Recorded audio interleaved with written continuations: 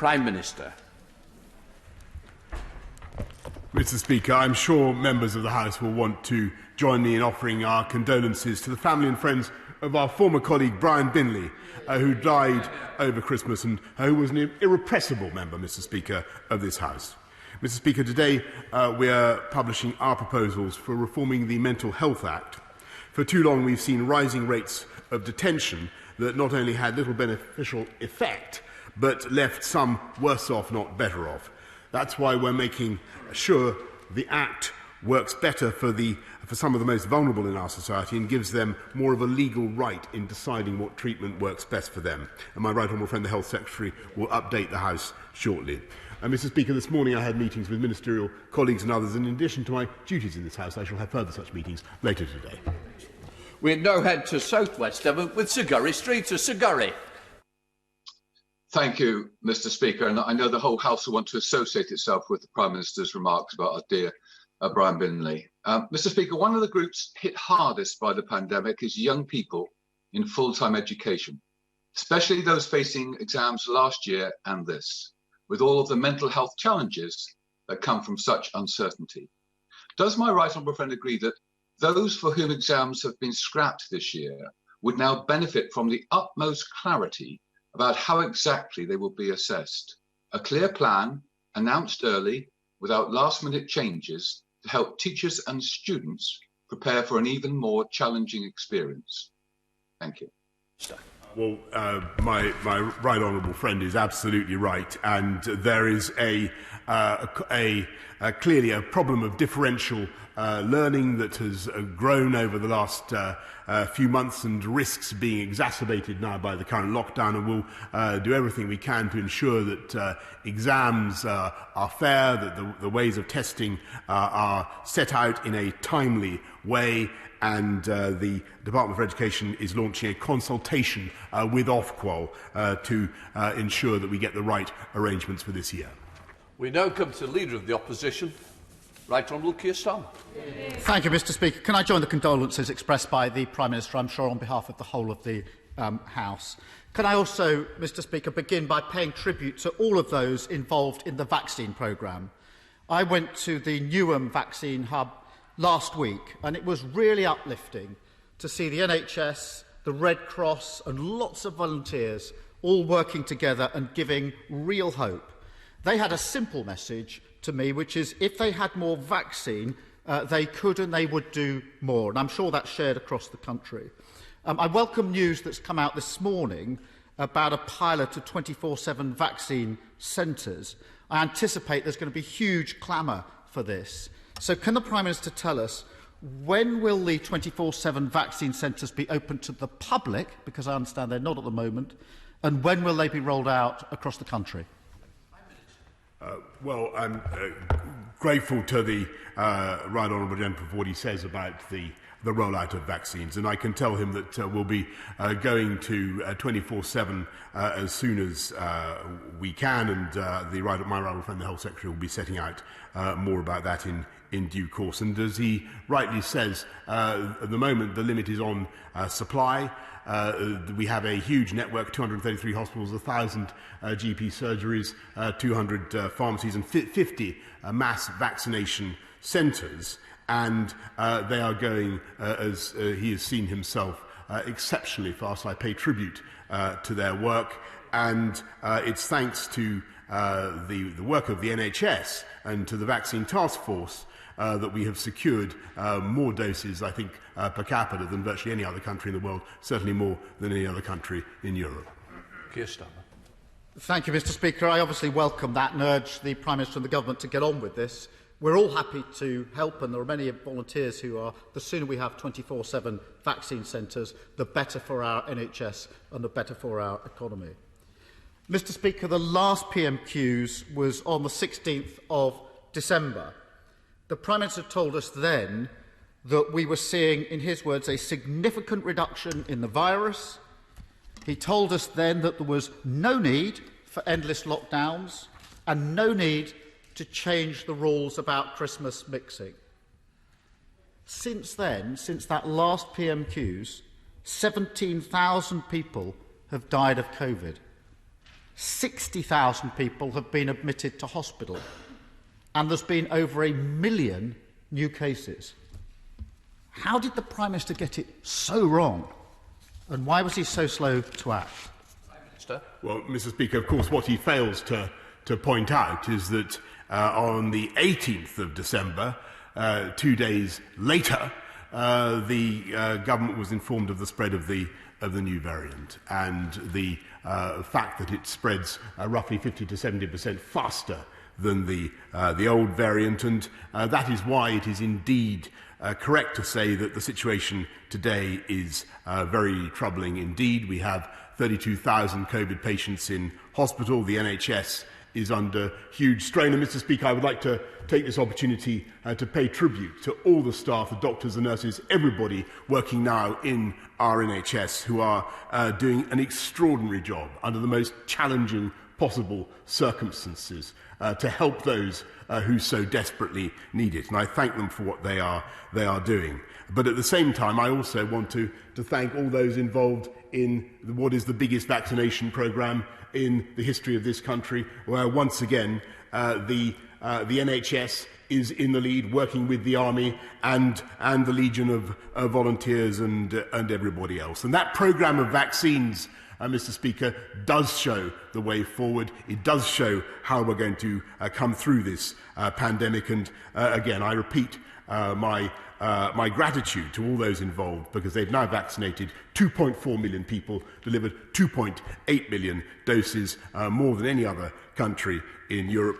This is the toughest of times, Mr. Speaker, but we can see the way forward. Mr. Speaker, the Prime Minister says that effectively 2 days after that PMQs, the advice changed. The truth is, the indicators were all in the wrong direction back at the last PMQs. But be that as it may, the Prime Minister says he got that advice on the 18th of December, 2 days after PMQs. And we've all seen the Sage minutes of the 22nd of December confirming the advice that was given to the government.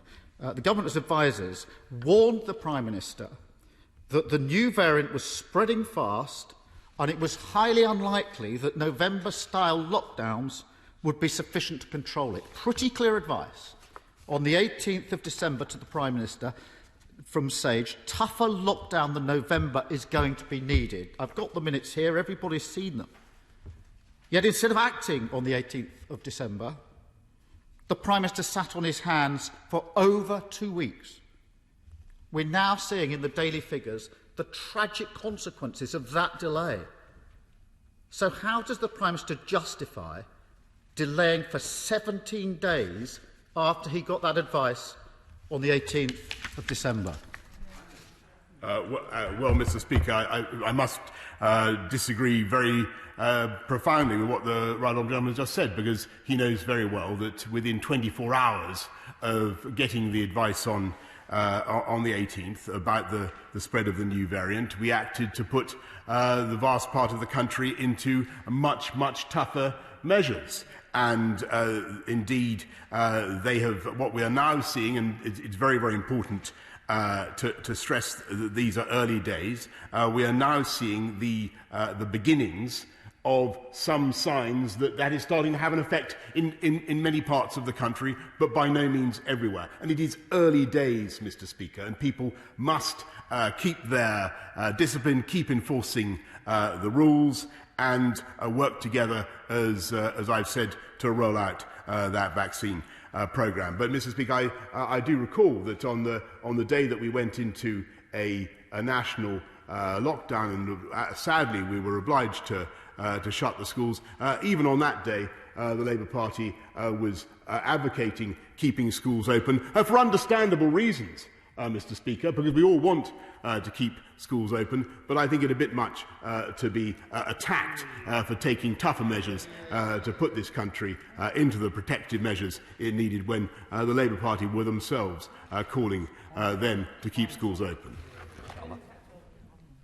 Mr. Speaker, just for the record, I wrote to the Prime Minister on the 22nd of December. I hadn't seen the Sage advice at that stage, saying to him, if it indicated there should be a national lockdown, he should do it immediately and he'd have our full support. I'll put that in the public domain so people can just check the record. But, Mr. Speaker, more fundamentally, The Prime Minister says we took measures straight away, we put people into different tiers. The advice was a November-style lockdown is not enough. How on earth was putting people into a different tiered system an answer to the advice that was given? And isn't this the situation that every time there's a big decision to take, the Prime Minister gets there late? The next big decision is obvious.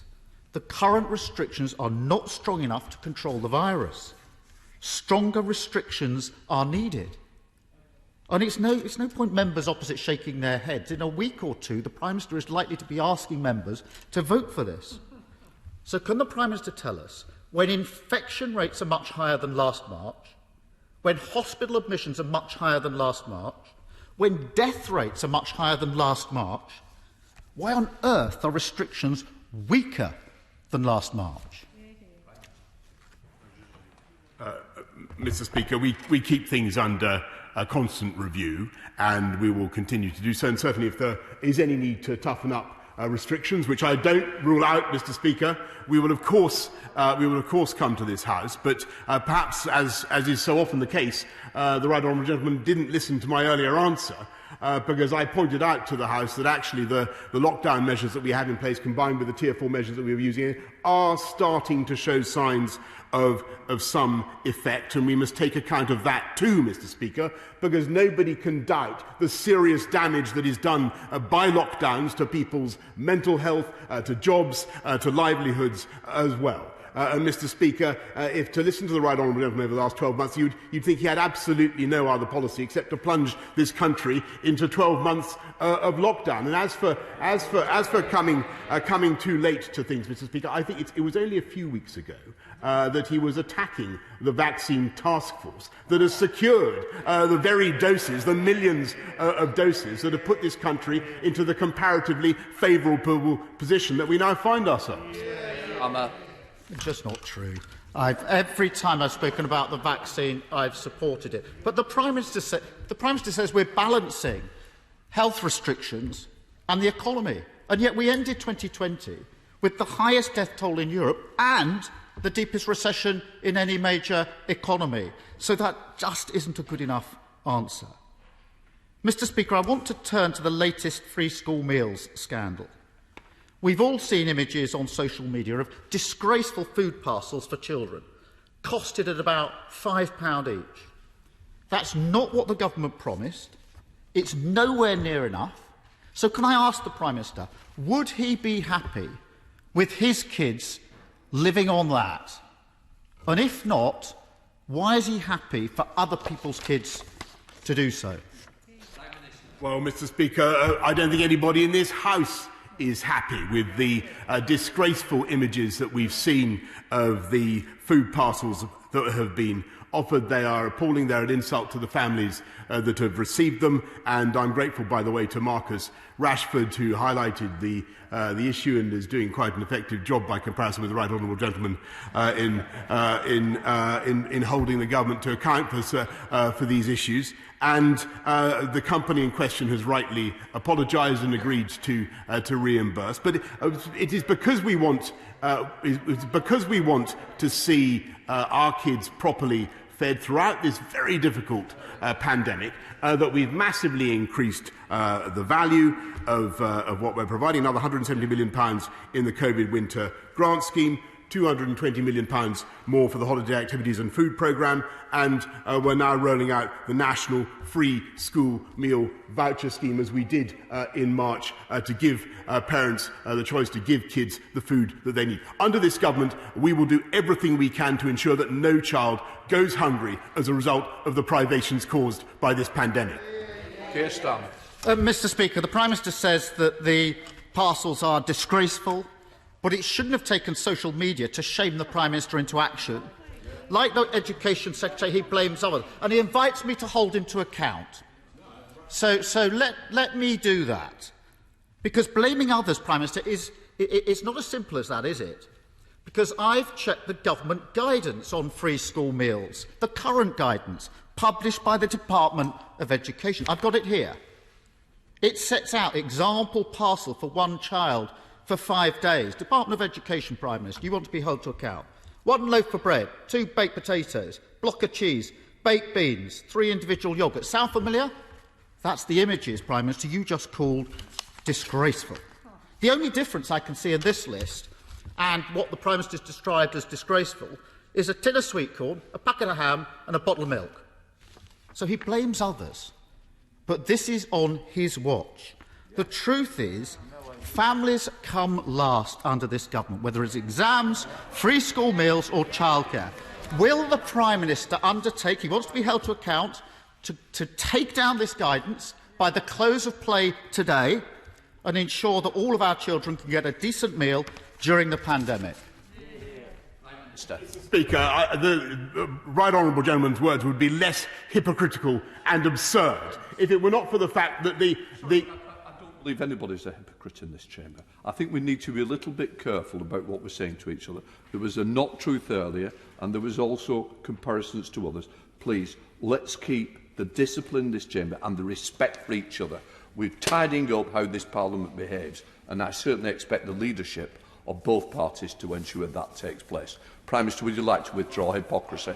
I'm delighted to be advised by you, Mr. Speaker. Let me confine my criticism to the absurdity of which I hope is acceptable, Mr. Speaker, of the right honourable gentleman attacking us over free school meals when it was a Conservative government that instituted free school meals, universal free, not a Labour government, and of the 280 billion that we have spent securing the jobs and the livelihoods of people across this country, uprating universal credit, increasing and in addition increasing the living wage by record amounts this year and last year, increasing local housing allowance. The overwhelming majority, the bulk of the measures, the benefits fall in favour of the poorest and the neediest in society, which is what this House would expect. And Mr. Speaker, he takes one position one week, one position the next. That is what he does. That's been his whole lamentable approach throughout this, if I can get away with lamentable, Mr. Speaker,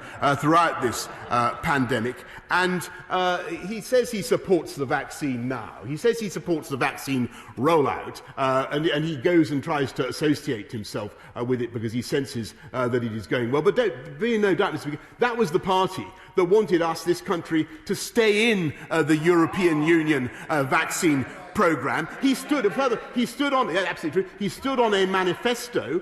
He stood on a manifesto which he has not repudiated, Mr. Speaker, to dismantle the very pharmaceutical companies that have created this miracle of science, which is true. Prime Minister, there are questions, and sometimes we've got to try and answer the question to what was asked of you. I think to run through the history is one thing, but in fairness, it is Prime Minister's questions. What I would say is it was the final question. We've lots of others to go through. So I think what I'm going to do now is move on to Simon Jupp in Sidmouth, who's desperate to ask a question of you, Prime Minister. Simon Jupp. Thank you, Mr. Speaker.